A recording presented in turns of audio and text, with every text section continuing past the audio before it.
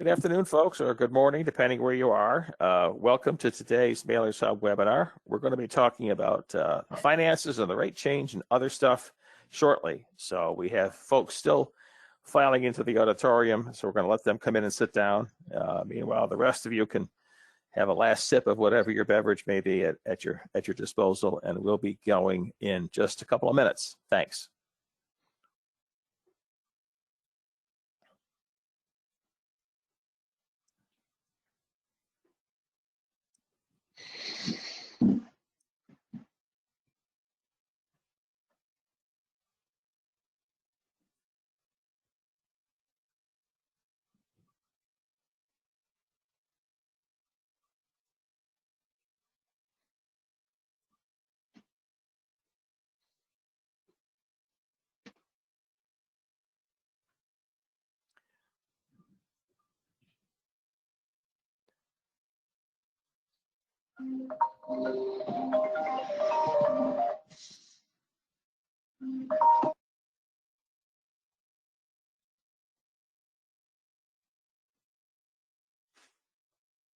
For those of you who are on the line here, we're going to be starting in just a minute or two because we have folks still signing in, and we want to make sure that that they're all ready to go before we start. So we'll be getting going here in about a minute.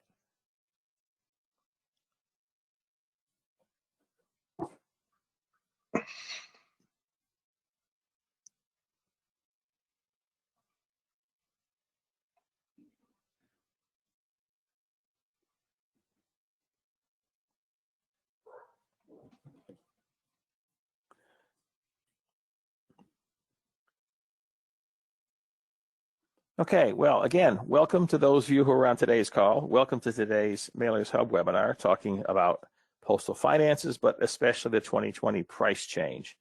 And before I forget, joining us today will be Steve Phelps, who's the manager of pricing for the Postal Service. And Steve's expertise obviously lies in all the very detailed and intricate work that's involved in assembling what to the rest of us looks like a pretty easy case, but it's not. He's been doing a lot of work on this, of course, for months, and we're very happy to have him helping us today to fill in some of the blanks. So the first thing we're going to be covering today would be Postal Service finances, very quickly. Then about some basics about how the price change works, and then the actual numbers of the price change recently filed, what the PRC is going to be doing with it, and then some things that lie ahead that are not just postal rate related. Okay, so let's see. Next slide will show you the finances of the Postal Service through the end of August. Now, the fiscal year ended on September 30th, but the end of year and end of September numbers won't be available until probably another few weeks. So this gives you still a pretty good picture, and it's an unusual picture compared to what you usually would see when looking at a month's or a year-to-date financial report. A lot of red numbers there in the middle under volume. As you can see, because of the pandemic, of course, letter and flat mail really suffered. 7% below where it was, where it should have been, according to plan, and over 10% below where it was last year through the end of August. First class mail, and particularly marketing mail and periodicals, took a big hit. But those numbers aren't even as bad as they were in the spring when the really severe impact first hit and things just stopped in a lot of ways regarding commercial mail production. So despite that significant loss in volume in letter and flat mail, you've got a huge a huge surge in shipping, over 20% from what it was last year at this time. And that, of course, is because everyone's home and shopping online. And that is bringing all these little packages to your doorstep every day. And that has single-handedly contributed to producing revenue to date that, as the top line shows you, is 2% over where it was last year and well ahead of plan. That's because there's been enough package revenue to not only offset the lost revenue from letter and flat mail, but also to generate a bit of a surplus compared to last year. Of course, their expenses have been running even more effectively ahead of last year. Primarily the costs related to delivering all these packages. They're not quite as easy to process or handle as letters and flats, so they do cost more in terms of work hours and expense.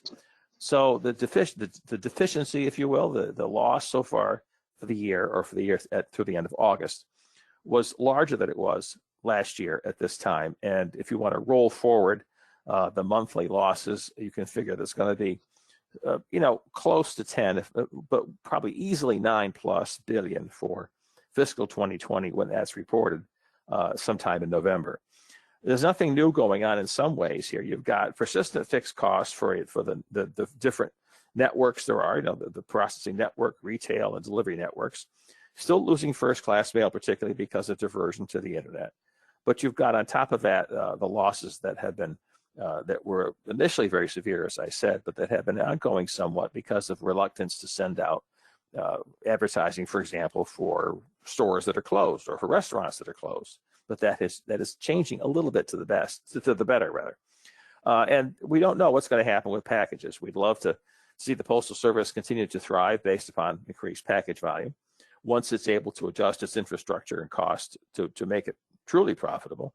But you've got variables there concerning what people are going to do when stores reopen. Are they going to keep ordering online? UPS and FedEx are going to stand by and watch the Postal Service capture a lot of volume. They're going to want their share, if not more. And you've got people like Amazon who are taking away from all commercial package carriers to insource activity into their own fleet to reduce their cost accordingly. So the picture is very cloudy about both general revenue and about the future of packages.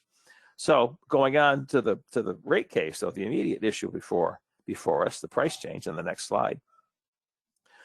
You can see that there are you need to understand some basics here so you can figure out why is all this going on. The first thing is that up to 2006, you had an entirely different process. It was a cost of service process. Here's the cost, there's the price you're going to charge, and the conversation, pretty much. And that was a 10-month litigation before the PRC. But in 2006, that was replaced with the current system by which you've got products in two categories: market dominant and competitive. Market dominant being the prices, being the products that are the traditional classes of mail. First, marketing, periodicals, package services, special services, and they're capped. The price changes there are capped at a number that is based upon a 12-month rolling average of the cost of living index. So once there is a price change filed by the Postal Service for those products, the PRC has its own timeline during which to review those prices and making sure they meet various statutory requirements before they're approved. Competitive, on the other hand, is very much market oriented, and it's much more like what would happen in the commercial market space. Express mail, priority mail, and so forth, primarily, if not exclusively, package services. They're not capped by the CPI. They are just capped by whatever the market will dictate. And those charges, changes, price changes are determined and set by the governors of the Postal Service. The PRC just makes sure that there's nothing going on involving cross-subsidization or that the products aren't set too low to cover their costs. So that kind of gives you the basic lay of the land, but it gets into there's more than that, trust me. On to the next slide.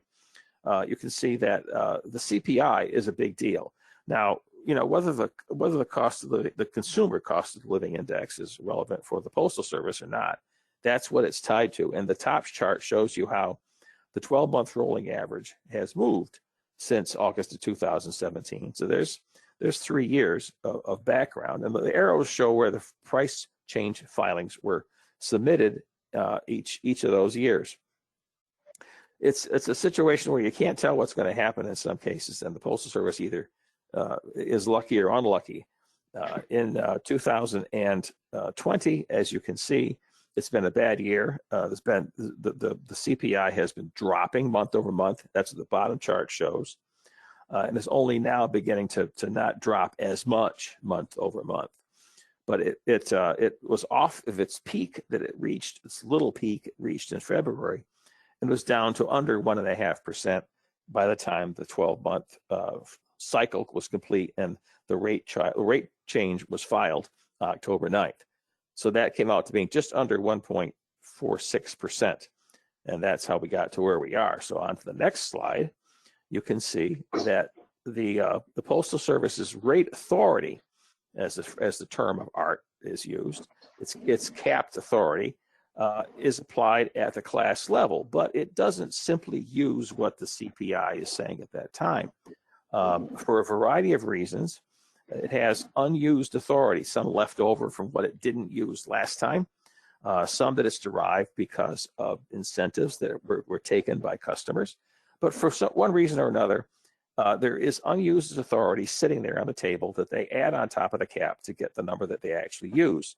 So in this case, you can see the cap was 1.458%. They had almost 0.4% unused for first class. They added it on top to the number that they actually was available to them to file. And even at that case, they still left a little bit on the table for use in future cases.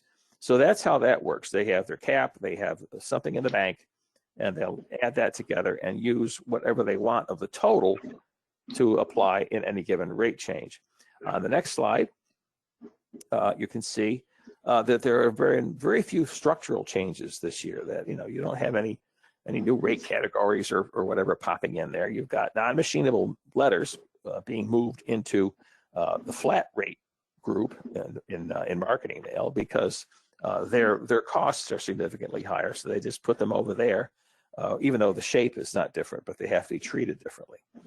And under periodicals, the Postal Service decided to split the rates, the price element, I guess you'd call it, for sacks and trays, container rates for sacks and trays, because of how each is a different cost and therefore each is a different price. Within the classes, there wasn't a lot of news there either.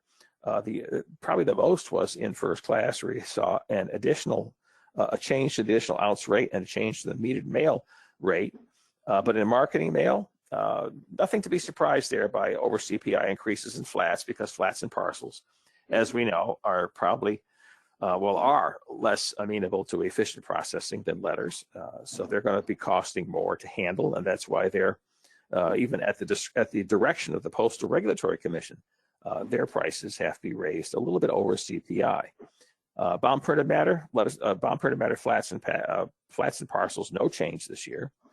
But there is a new incentive for mail that is entered under seamless acceptance. We'll talk about that later on in the program. Competitive products, there was a little bit included in this filing, or it was proposed concurrent with this filing, but separately.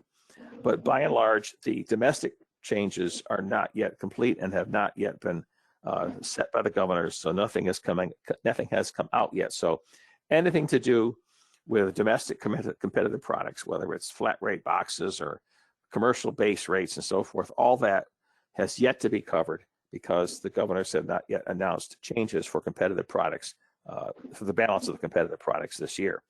Going on to the next slide, you can see that here's just how things look at the class level. And as you know, the cap is applied at the class level. And that number in the right-hand column is, as you saw earlier, the cap plus what there was in the bank to use. So that's why it's different from class to class. And of course, within the class, you can have changes to cells and categories that is significantly less or significantly more based upon volume weighted calculations. So if you've got a rate cell with very low volume, that can be jacked up or reduced considerably more or less than the class average, because doing so, when applying a weighted average, a volume weighted average, will have relatively small impact. But if you had something, for example, like the stamp price, then changing that would have a much greater consequence on that class's ability to stay within the cap. So this is all going on right now. It's at the commission, and they're looking at it, see if there's any questions. They've only had a few questions so far. A decision then is expected sometime next month, and implementation would be at the end of January, barring any problems, which of course we never hope to see. Next slide, please. This is how things look in first class. Again, the class average 1.836, and there's how it spreads within the class. If you're wondering, inbound letter post is a price that is not set by the Postal Service, but it is set by the Universal Postal Union, but it is something charged. It's in the case because that's where it's handled. But it is a price that is influenced, not set by, the UPU. Otherwise, you can see the changes within each product category and how different items within the categories are moving or not. The stamp didn't get changed, but the metered single piece rate did go up a penny. So there's always fluctuations in different product elements, different rate cells year over year.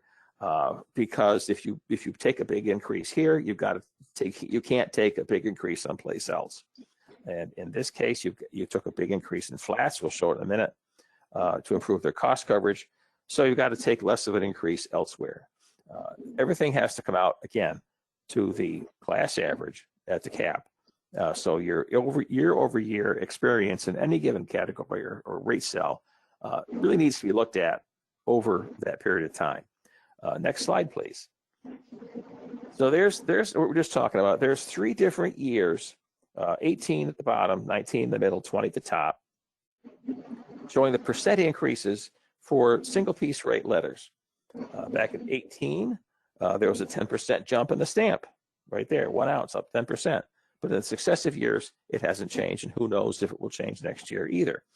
Machinable mail, machinable letters, which had to be very moderated in 2018 to offset stamp price increase, took a hit this year because that's how things work out over time.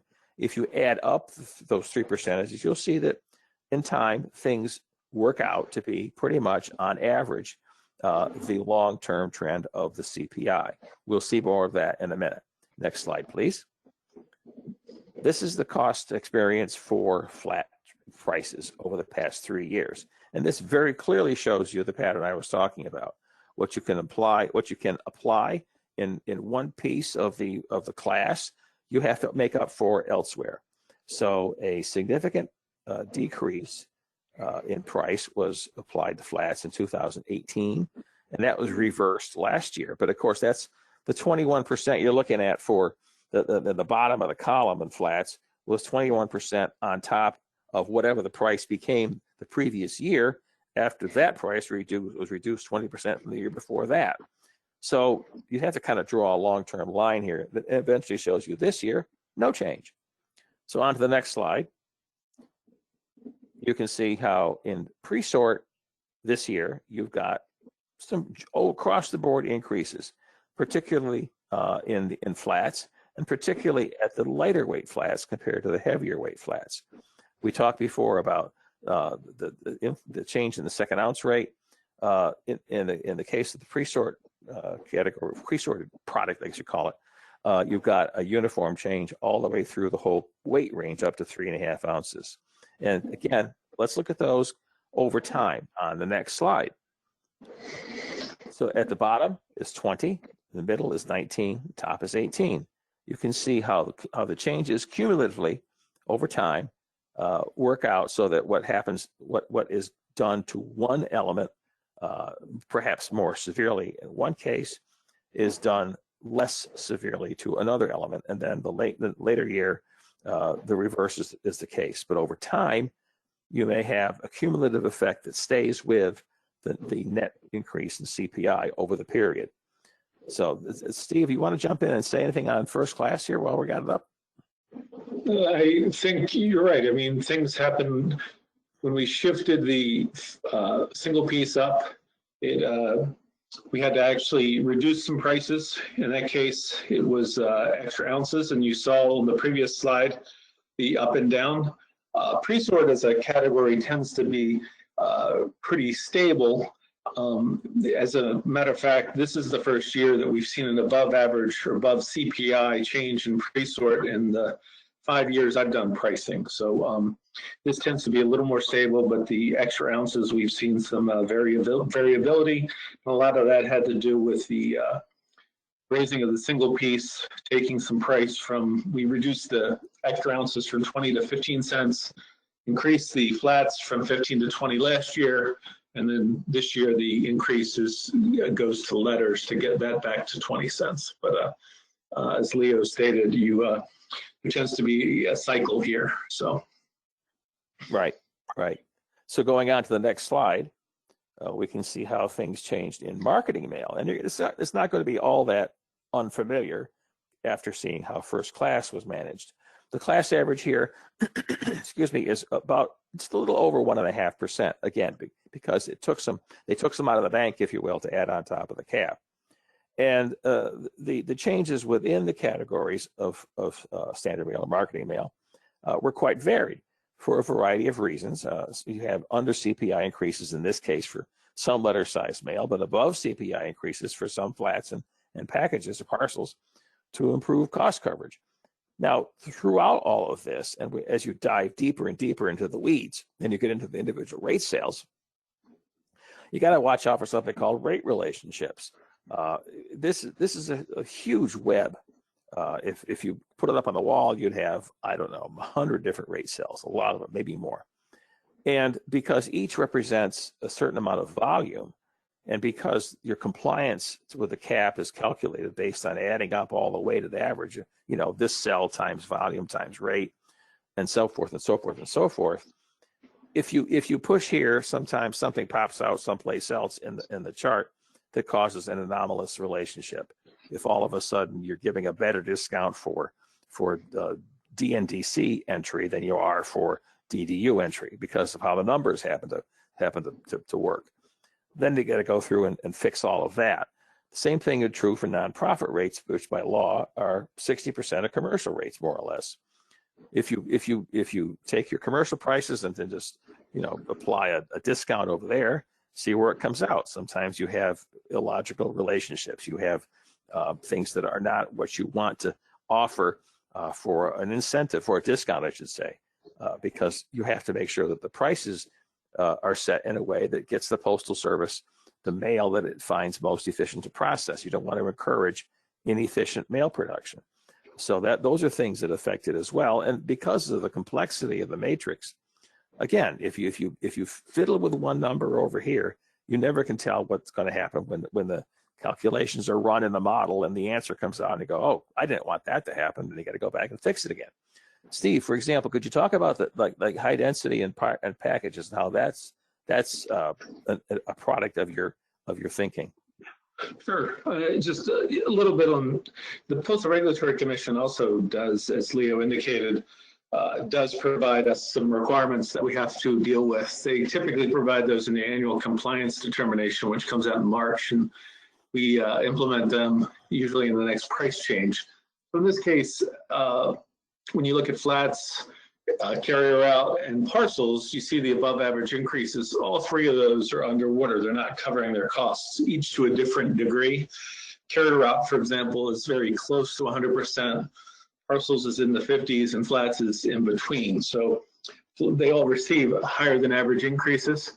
In the case of parcels, you're seeing a much higher than average increase. In that case, we're starting to see fulfillment parcels come into this category, which it's not designed for. So we gave this above average increase to try to encourage those parcels to move to some of our competitive products, more likely Parcel Select.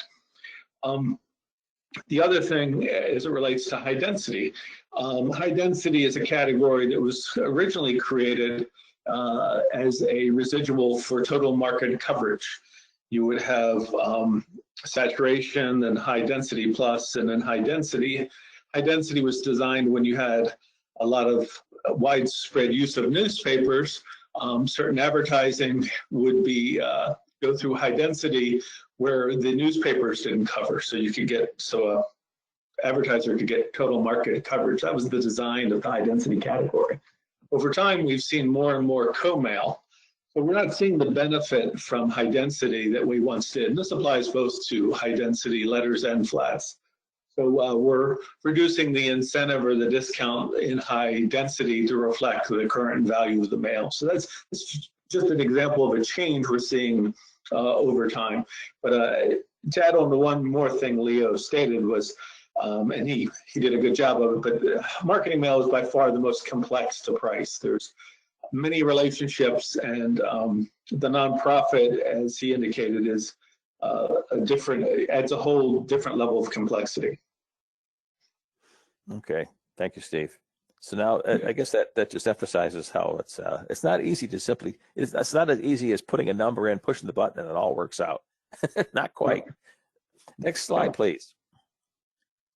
So now we're going to show some illustrations from the charts. And we had a question earlier about where these charts come from. These are charts that are from, these excerpts rather are from charts that we provide to our subscribers every rate case, both showing the prices themselves and the percentage changes. So this is where we stole these little shots from. And as you can see in this particular example, these are for letters. And it shows you how some of the letter prices have been changed significantly more than other cells changed, and some did not change at all. The additional amount of gray at the bottom of the top and bottom sections is where you used to have the non-machinable pieces, and those are now subject to the prices for flats. So that's where they went to. But again, same idea as we saw before. You've got over or under CPI changes for a variety of reasons, including to manage work sharing discounts to make sure that they're accurately and appropriately extended, and to encourage the production of efficient mail. Next slide shows how over the course of 3 years, you had the trend in different situations. And I'll look at, for example, basic carrier route was under 0.7% in 2018, didn't change at all last year, and went up again less than 0.7% this year. And clearly that's below the cap. It's below what the cap would permit. It would permit a lot more. But other areas where you had less efficient preparation, or where you wanted to have people be encouraged to move in the right direction in terms of their preparation choices, you would see a different amount. Looking at, for example, high density in a carrier route, high density, you had 4%, 4.5% 2 years ago, nothing last year, but you had almost 4.8% this year. So again, that particular cell's behavior is different, or experience is different than what you might see for the class as a whole. On the next slide, we'll talk about the flats, how they've changed. And this year, you've got pass-throughs being changed to make sure that they're 100% or less. The pass-through being, of course, excuse me, the value of the work sharing that is represented by the discount. The Postal Service is not allowed by law to extend a work sharing discount that is greater than what the value of the mailer's work represents. So if you save the Postal Service 10 cents, they can't give you a discount that's 12 cents or 11 cents or 10.2 cents. It's got to be no more than the 10-cent value of your work. Excuse me.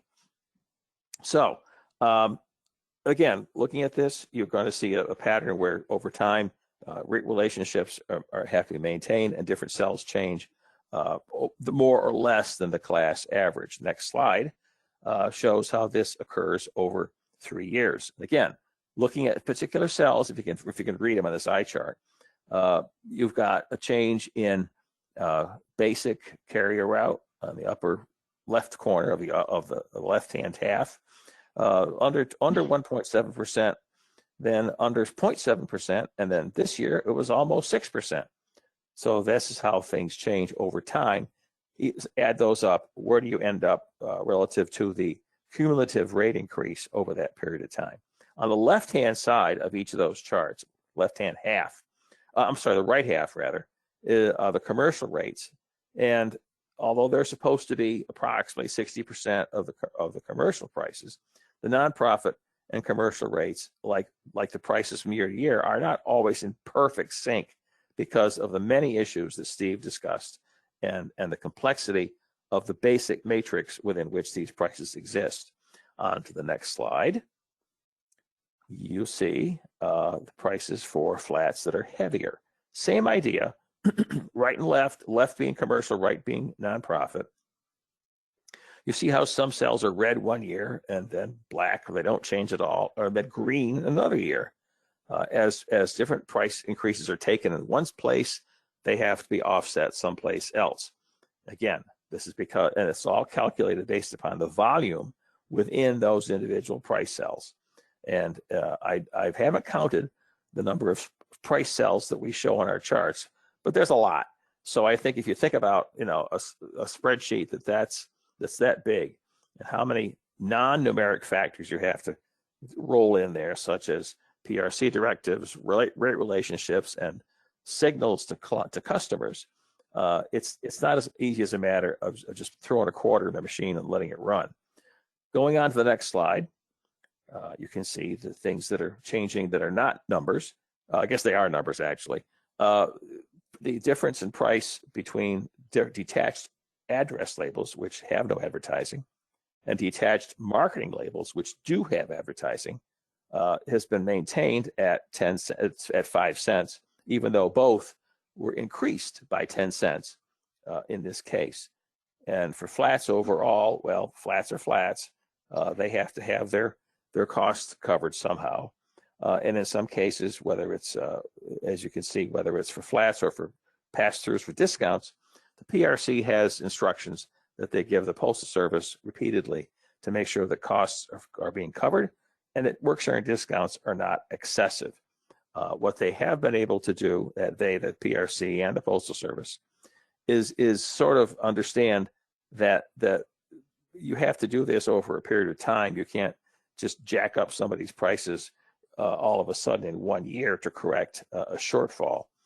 So that's the rate shock issue, which is another thing to be considered when establishing a price change for a cell or category. On to the next slide. You can see what we've done, or what was done by the Postal Service in periodicals. And this is a rather different creature, because if you've ever seen the chart in our newsletter for periodicals, it is not simple either. It's got separate price components for a piece based on different levels of pre-sort, different level of container in which, or different is the piece in a bundle, and where's the bundle? Is the bundle in a sack? Where does the sack go? Is it on a pallet? Very complex matrix. But in this case, you've still got to make sure that you've got your cost coverages and your discounts straight. But as everybody knows, I guess, periodicals, no matter what they do this year, are still well short of covering their costs as a group, probably because most, if not, I shouldn't say all, but the heavy proportion of periodicals is flat mail. And even at that, it's not flats and envelopes. Sometimes it's flats as loose magazines. And just the nature of the piece is difficult to process. And therefore, there's a greater cost involved than what there would be if you had an envelope or if you had a letter. So that's why you'll see changes in periodicals that probably are as close to the average, to the class average as they can be. And that was how that played out this year. But again, you're still way short of your full cost coverage for the class. Steve, without putting on the spot for a number, do you know off the top of your head what the shortfall is in periodicals for cost coverage? I believe it's the cost coverage is 64%. 64. And that has deteriorated over time for the reasons that you stated, consistent with flat costs increasing. So it's at 64% in 2019, which is the latest data. Ouch. Yeah. And do you have an idea what the percentage of non-flat mail is in periodicals? It's got to be small. Yeah, I mean, flat mail and periodicals is greater than, I think, 98, 99%. There's a very small little periodicals like Jet Magazine and those things that are considered letters, but that in the grand scheme of the volume is small. Right. I remember many years ago seeing some publications that were, they're high-end things like for yachts and whatnot, and they'd have their quarterly issue come out as a small bound book and sent as a package in a box. But that ain't your average. That ain't typical. Not at all. So going on to the next class, we can look at see what's going on in package services. And here, package services is a shadow of former self, because most of what was package services as a market dominant product has moved over to competitive, such as partial select and so forth. What we have here left is Alaska bypass service. You've got bound printed matter that took no change to speak of this year, and then media mail and library mail that are below cost coverage. So they took the vast majority of the increase that and based upon volume yielded the 1.46 increase that was the class average. There are no work share issues here, fortunately. On to the next slide, you can see the fifth group, the fifth class, so to speak, special services, where within that group there's quite a spread of changes based upon not only the cost they have to cover, but also the value of those services or products to consumers, to customers, and whether or not those individual products were appropriately priced over the course of the past 2 or 3 cases, as we saw before, to make sure that they're not having any sort of shock by excessive increases beyond the appropriate cost to be covered. So, Steve, you got some things here you wanted to cover, like some highs and some lows? Sure. The special services category, there's over 50 products. A lot of them are teeny tiny, but the 2 big ones are PO box service, which you can see here is about 0.9%, and then the other is certified mail, which certified represents about 30%, and PO boxes, I think, is another 25, 30%. So they represent the majority of the revenue here. The other thing, a couple other points, is the address management services at 6.4. That's higher than average. There's a printing fee in there that hasn't been raised in about 10 years that was raised this time that really pushes that up. And then the other thing I see is the stamp fulfillment services. This is the fulfillment activity done out of Kansas City related to philatelic activity. This doesn't cover its cost. It's very close. So that has that's 1.3% to get that to cost coverage. But special services, smaller, actually it's about $2 billion, so it's not a smaller category. It's twice as big as package services, but a lot of services here with PO boxes and certified representing the majority of it. Okay, and of course, as we talked about already, what you're going to see is the change for one service or one product could have a greater or lesser impact at any given percentage based upon the volume of that product or service. So if they changed PO box service by twice what you see there, it would have a lot bigger impact than if they changed the price for international ancillary services as a group because of the differences in volume. So, okay, going on to the next slide from here, we have promotions, and of course this year we have promotions as we did in the past. And those promotions are virtually unchanged, but a 2% credit for earned value, the rest being 2% postage discount, not 2 cents. So I will speak to the author of this slide and I'll have him duly fired. So obviously I don't know how to do percentages, but that's how it's supposed to be. And you've got the same promotion as you had last year. The only change being that in earned value, there is no longer a mailer specific volume threshold. Otherwise, things are very much alike, and the promotions start in the spring and last all through the year. So if any of you have clients that are interested in these, please do connect with them and give them this information. Hopefully the correct information as opposed to what I put on the slide. So it's a 2 cent postage credit or 2%, 2 cent postage credit or 2% postage discount for the bottom 5 promotions. So let's move off this erroneous slide and onto one that probably has something more better information and happier information. This is the 1/10 of a cent discount being given now for as an incentive to participate in seamless acceptance.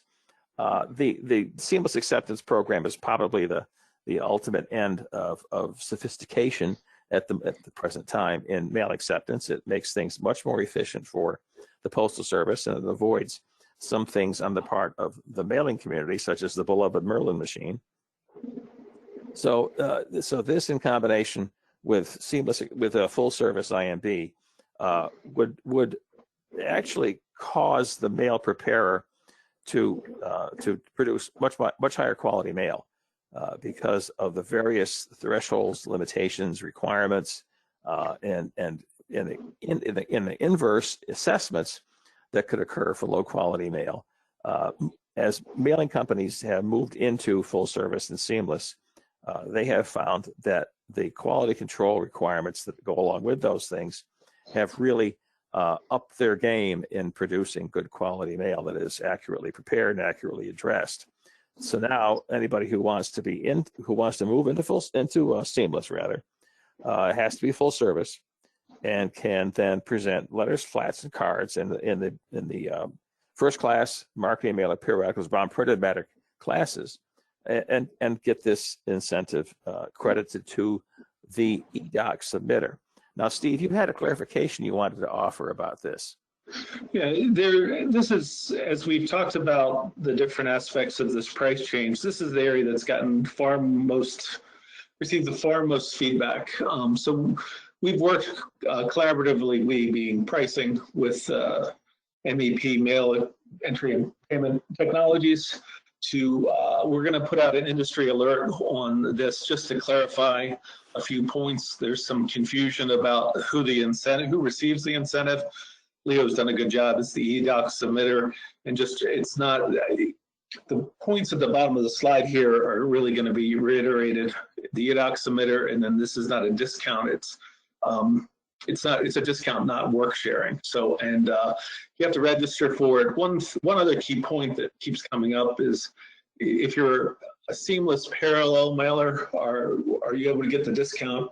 The answer is no. There's 3 categories in Postal One: none, seamless parallel, and seamless acceptance. You have to be in the seamless acceptance category in Postal One to receive the discount. But like I said, there'll be an industry alert coming out probably tomorrow with a set of Q&As to try to clarify this for the mailing community.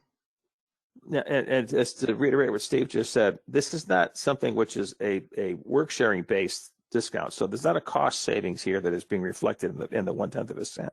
It is a flat out incentive.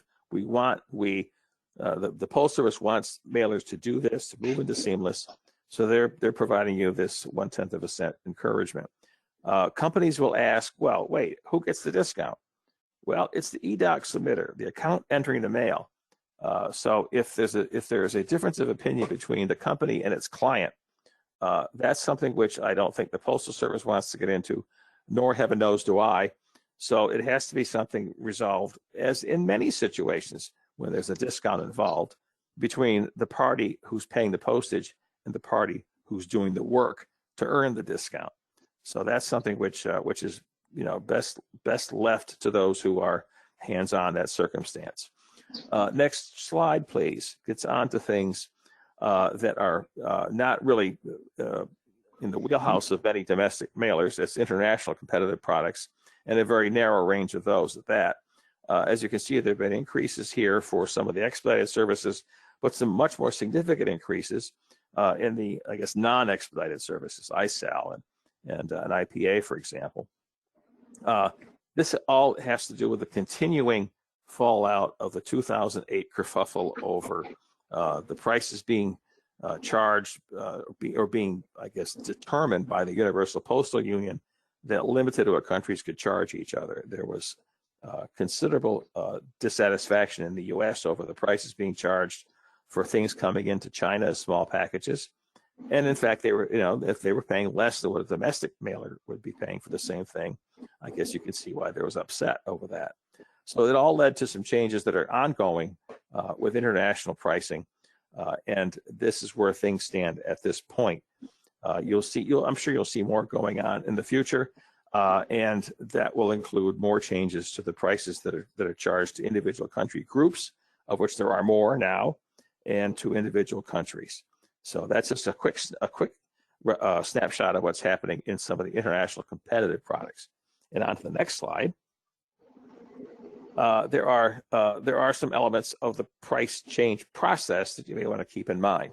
The first thing is the Postal Service has to give 45 days notice for domestic, for market dominant, and then 30 days for competitive. And at least for market dominant, so far they've more than met that. It's more like 110, 112 days.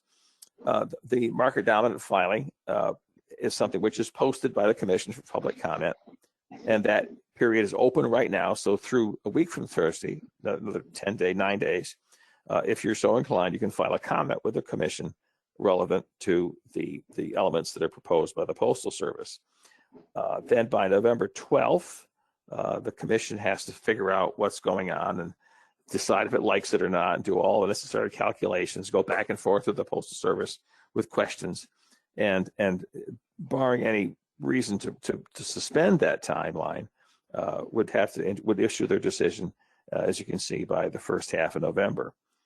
International competitive products, because they're a different creature, competitive products in general are a different creature, those prices are authorized or increased by the authority of the governors, who simply issue a statement that those are going to be the new prices.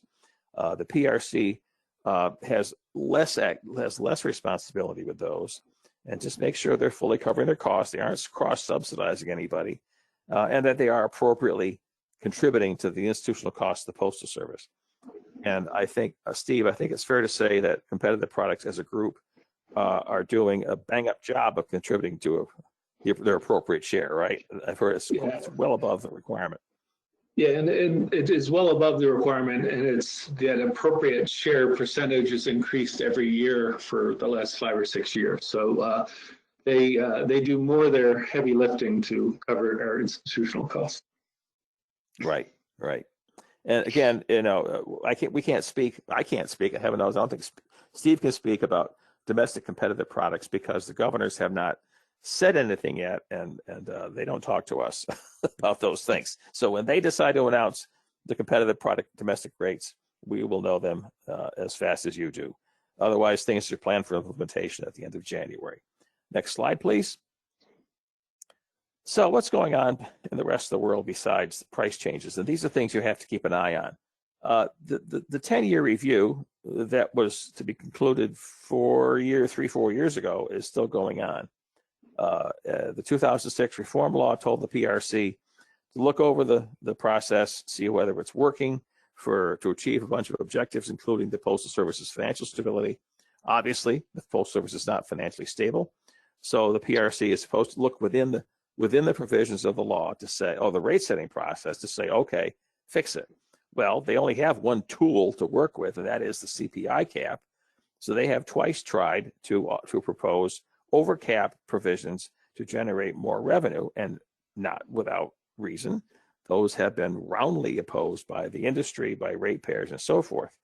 And as everyone knows, the problem is not the process. The problem is the fact that there is a $55 billion obligation out there to pre-fund 75 years of retirement employee costs and pension costs for people that haven't even been hired yet. So to expect the rate setting process operating under a capped environment to do that is just illogical.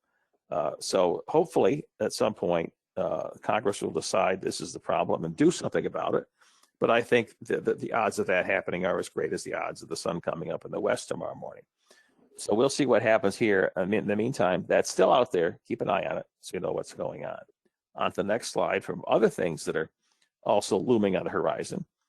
You've got vacancies still on the Board of Governors, and those positions have to be filled at some point to make sure there are enough governors. The reason Steve mentioned before that there was no promotions offered in 1 year is because there were no governors to approve them, and that's simply not a good way to run a business.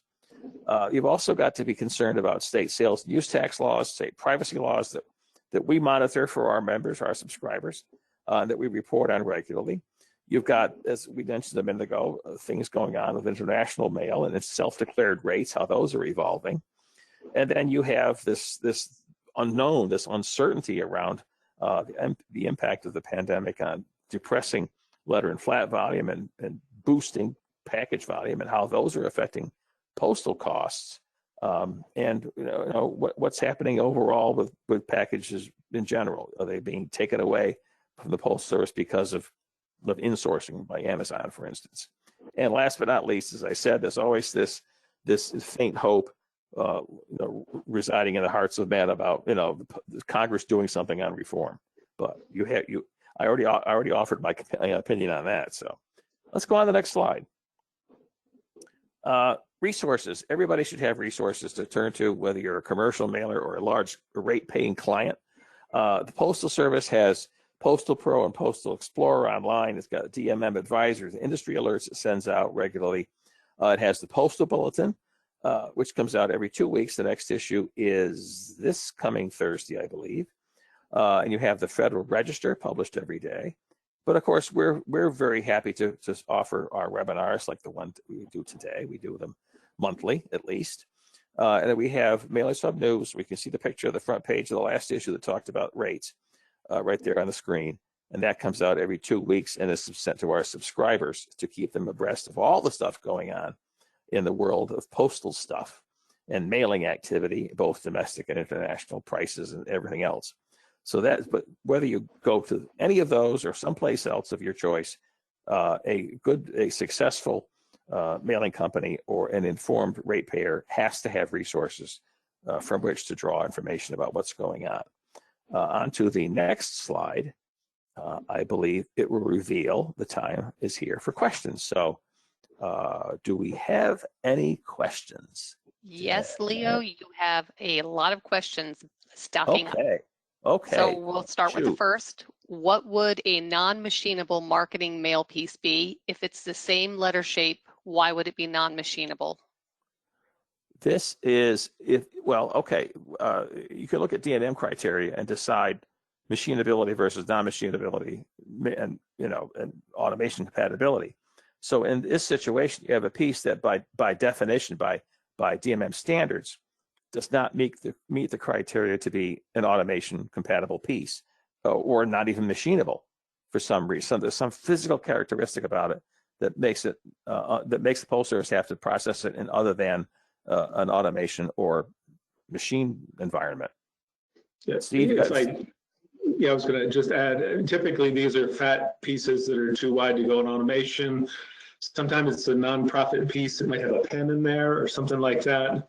Might be oversized from being a letter-shaped piece, a little long or a little high, those type of things. But typically, it's pieces that are too fat to go through the letter processing technology. Okay, great. And I should also mention that I know that is a topic covered in the basic postal mailing standards training course that Mailers Hub offers. The next question is the seamless acceptance discount. Is that credited to the CRID of the eDoc submitter? This particular person said they have lots of mail.dats that do not use their permit, but use the client's permit. And we have multiple permits, so do they credit the permit linked to our eDoc submitter CRID? Yes, they do. It'll be, the process is you would register for the seamless acceptance. You'd register your CRID, and once the mailing has been accepted, a credit will go back to the CRID of the eDoc submitter. Okay, next question. Asking for clarification, the seamless acceptance would be for the letter shop or mail house since they submit the eDoc. In some cases, yes. However, some mail owners do their own eDoc submissions, and they would be eligible for the seamless acceptance incentive as well. So it's really the eDoc submitter is key, and both a mail owner or a mail service provider could be eligible. And this is going to be covered in the industry alert that you're preparing now. Yes. Yes. Okay. So the question about the eDoc submission is a common question. That's one of the primary areas we're trying to clarify. Yeah, and the next question was very much the same question, worded differently. So we'll skip over that to the next one. When will competitive prices come out?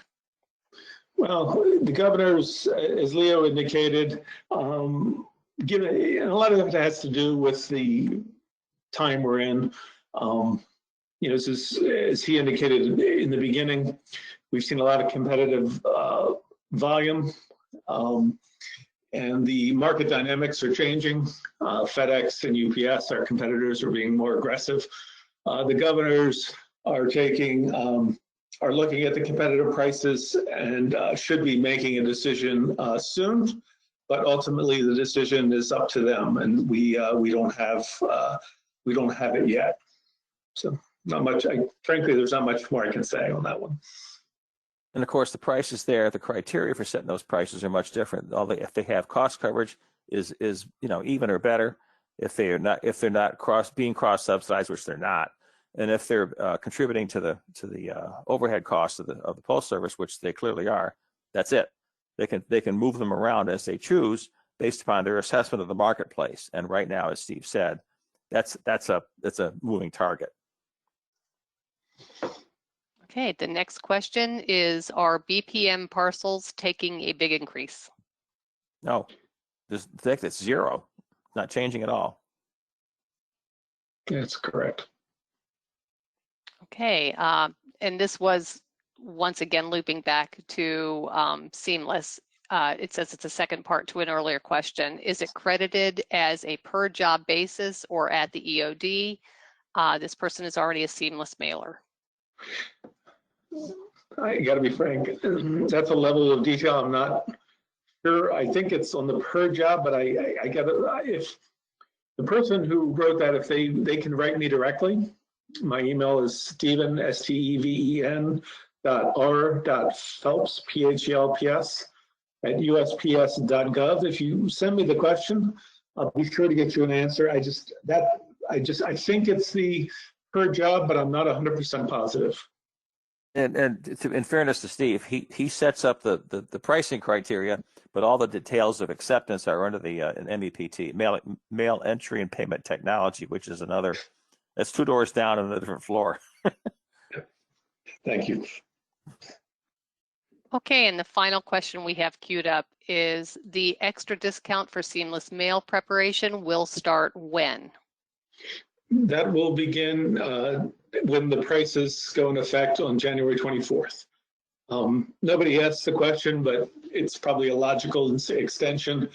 It will be on top of the full service incentive, which is already there, which is 0.3 cents for first class and marketing mail, and then 0.2 cents or 1/10 cent for periodicals and package services. So they can go together. Double dipping is good. Yeah. That's it, Jen. No more questions? That's it for the questions. Okay. Well, thank you. So I guess having reached almost to the hour, we want to thank all of our attendees for sitting patiently through all of this. We want to thank Steve Phelps for his excellent contribution and support. I want to thank Michelle and Jennifer for making me look good and doing all the real work behind all of this. And all of you for calling in today and for the questions that you sent to us. The recording of today's this afternoon's webinar will be available to our subscribers after it finishes getting itself put together. And the 2 handouts, there was 1 handout out there now, and Steve's handout will be joining that, and both will be available for downloading later. And if anybody is interested in discussing how to become one of our little happy family, please let me know. Otherwise, thank you all again for your help, your participation, and your support. We look forward to talking to you on our next webinar next month. Thanks again. Stay safe. See ya. Bye.